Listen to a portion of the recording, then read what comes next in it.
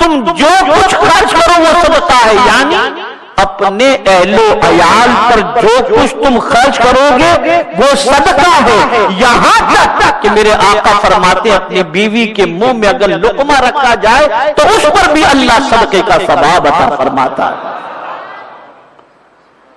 یہاں سے یہ بات واضح ہو گئی کہ اپنی بیوی بچوں کی ضرورت کے لیے محنت و مشقت کرنا اور ان کے پیچھے اپنی دولت کو خرچ کرنا یہ نہ گناہ کا کام ہے نہ اللہ کو ناپسندیدہ ہے، بلکہ آقا کریم صلی اللہ علیہ وسلم کے اس فرمان کی روشنی میں میرے پیارے آقا صلی اللہ علیہ وسلم کے پیارے دیوانوں یہ نیکی ہے، اور رسول گرامی وقا صلی اللہ علیہ وسلم کے فرمان کی روشنی میں یہ صدقے کے ثواب کے برابر ہے۔ اب ذوی القربیٰ بتایا گیا، وَآتَى الْمَالَ عَلَىٰ حُبِّهِ ذوی القربیٰ، رشتہ دار۔ مفسرین نے اس کے حوالے سے فرمایا کہ باپ کے رشتے سے جو نسب جاتا ہے، جو رشتہ جاتا ہے، چچا، دادا، پھوپھا، پھوپھی، پھوپھی، دادا، دادی، یہ سب جو رشتے جاتے ہیں چچا کی طرف سے جاتے ہیں، اور باپ کی طرف سے جاتے ہیں، اور ماں کی طرف سے نانا، نانی، خالہ، یہ سارے رشتے جاتے ہیں۔ تو فرمایا گیا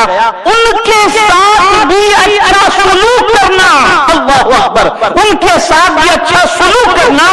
یہ بھی ترتیب کے اعتبار سے انسانوں میں سب سے زیادہ ان کے ساتھ اچھا سلوک کرنا یہ نیکی کے مترادف ہے، یہ نیکی ہے۔ یعنی حضور صلی اللہ علیہ وسلم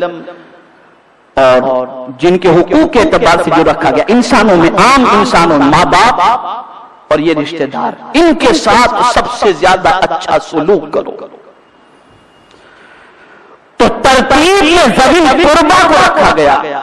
یہی وجہ ہے کہ میرے آقا صلی اللہ تعالی علیہ وسلم ارشاد فرماتے ہیں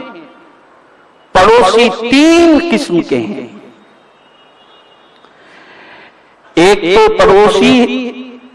اور وہ بھی تمہارا رشتہ دار، پڑوسی بھی ہے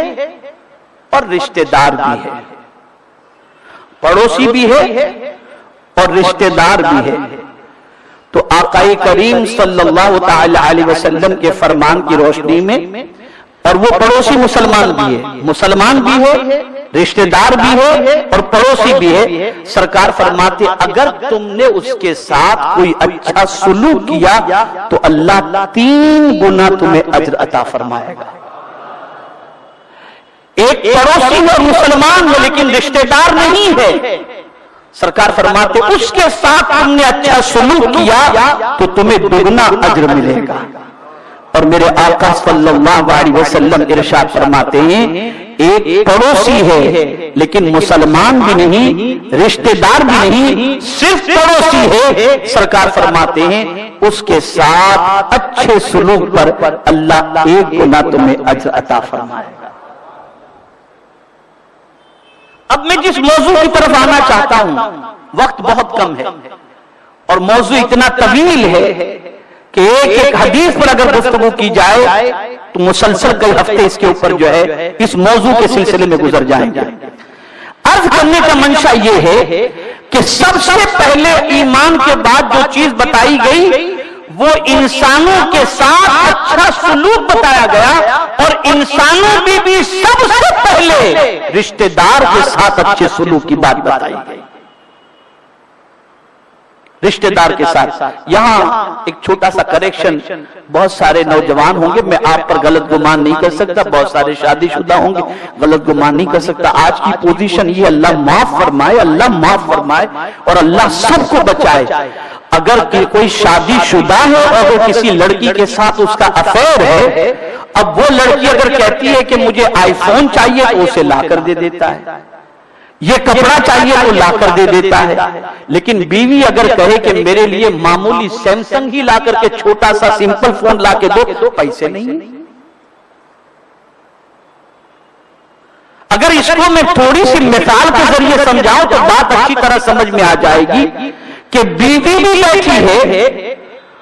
اور بیوی کی سہیلی بھی بیٹھی ہے تو توجہ بیوی کی طرف کم، اس کی سہیلی کی طرف زیادہ ہو جاتی. آپ مجھے بتائیے یہ طریقہ سیکھا کہاں سے مسلمانوں نے؟ دوست کے ماں باپ کے ساتھ نرمی سے بات کی جائے اور اپنے ماں باپ کو آنکھ دکھائی جائے، یہ کہاں سے سیکھا آپ نے؟ دوسروں کے بچوں کو پیار کیا جائے اور اپنے بچوں کو جھڑکا جائے، یہ کہاں سے سیکھا آپ نے؟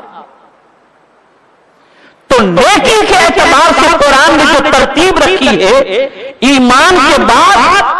سب سے اہم نیکی، سب سے بہتر نیکی